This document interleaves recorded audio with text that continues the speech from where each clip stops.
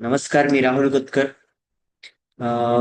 उद्याचा मार्केटचा मी काही स्टडी केला आहे तो तुमच्याशी शेअर करतोय. ॲज अ स्टडी पर्पज म्हणून तुम्ही उद्या मार्केट या पद्धतीने वॉच करू शकता. अं, माझ्या अनालिसिस प्रमाणे निफ्टीच्या ह्या काही लेवल स्ट्रॉंग आहेत. 25,100 115ला लेवल आहे.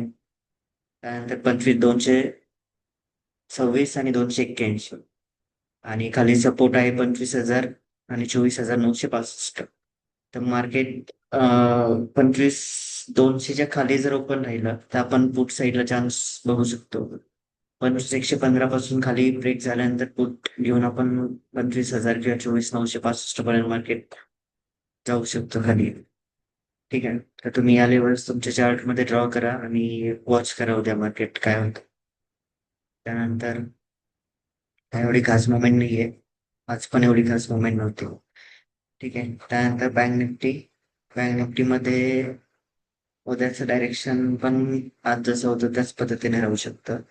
तरी पण एक लेवल आपण जर फॉलो करायची म्हटलं तर पण 56,733 हा सपोर्ट आहे. 56,642 एक सपोर्ट असेल त्यासाठी. तर मार्केट जरी इथून डाऊन झालं 764च्या खाली जरी उतरत आलं तर 645ला 56,645ला स्ट्रॉंग सपोर्ट आहे. ठीक आहे.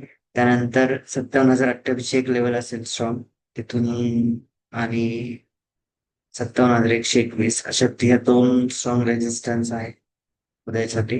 तर या पद्धतीने तुम्ही बँक निफ्टीच्या लेवल फॉलो करू शकता. जर चान्स अपॉर्च्युनिटी भेटायची म्हटलं तर माझ्या अनालिसिस प्रमाणे त्या मार्केट 56,764 खाली गेलं तिथून तर 645 किंवा 587 पर्यंत येऊ शकतं. तर खूप चान्स आपल्याला भेटू शकतो. त्यानंतर अपसाईड म्हटलं तर 890च्या वरती मार्केट असलं, 883 ते 90च्या वरती, तर सॉरी 56,883च्या वरती, तर 57,121 अपसाईड जाऊ शकतो. ठीक आहे. त्यानंतर नेस्ले इंडिया माझ्याकडे आहे. नेस्ले इंडियामध्ये आपल्याला ह्या लेवल्स आहे जे आपल्याला फॉलो करायचे होत्या. 2442, 2,442 पासून डाऊन साईड मार्केट गेलं तर आपल्याला पुढची मुवमेंट दिसू शकते चांगली. 24,900 सपोर्ट आहे, आणि अपसाईड 2471 ब्रेक केला तर 2501 हा एक रेजिस्टन्स असेल. नेसलेला थोडाच मुवमेंट बघायला भेटू शकते उद्या, शक्यतो पुढ साईडला. ठीक आहे. त्यानंतर आयशर मोटर एक आहे. आयशर मोटर मध्ये आपल्याला मुवमेंट आहे अपसाईड, अनालिसिस प्रमाणे दाखवत आहेत. तर 683च्या वरती जर मार्केट ओपन झालं किंवा गेलं फर्स्ट कॅन्डल किंवा कॅन्डल पॅटर्न नुसार अपसाईड मुवमेंट भेटू शकते. 777चा रेजिस्टन्स आहे.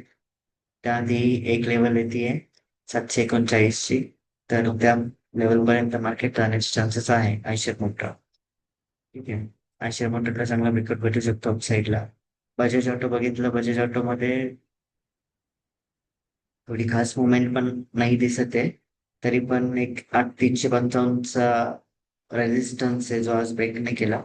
तो ब्रेक केला तर अपसाईड जाऊ शकतं 462 पर्यंत.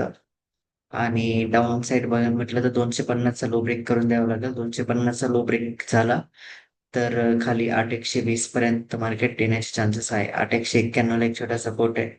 तो पण ब्रेक झाला तर 122 पर्यंत जाऊ शकतो. तर या लेवल्स मी जे तुम्हाला शेअर केले आहे ते पण स्टॉकचे लेवल्स तुम्हाला शेअर केले आहे ते ऍज अ एज्युकेशन पर्पज म्हणून करतोय. तुम्हाला या लेवल्स तुमच्या चार्टमध्ये ड्रॉ करून स्टडी करायचं आहे, मार्केट डायरेक्शन बघायचं आहे. ठीक आहे. ट्रेड करताल रिस्क मॅनेजमेंट प्रमाणे करा. लॉस होईल असं ट्रेड घेऊ नका. प्रॉपर स्टॉप लॉस फॉलो करत जा. आणि आपण जे काय क्लासमध्ये शिकलो त्या पद्धतीने सगळे रूल्स फॉलो करा.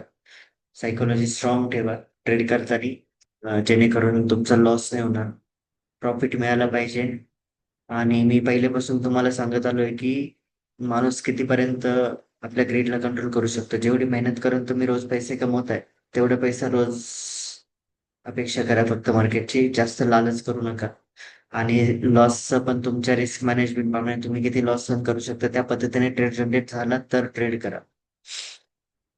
ठीक आहे. आणि सगळ्यात पहिले तुम्ही ज्यावेळेस ट्रेड घेताल त्यामध्ये तुम्हाला पहिले तुमचं कॅपिटल सेव्ह करायचं आहे.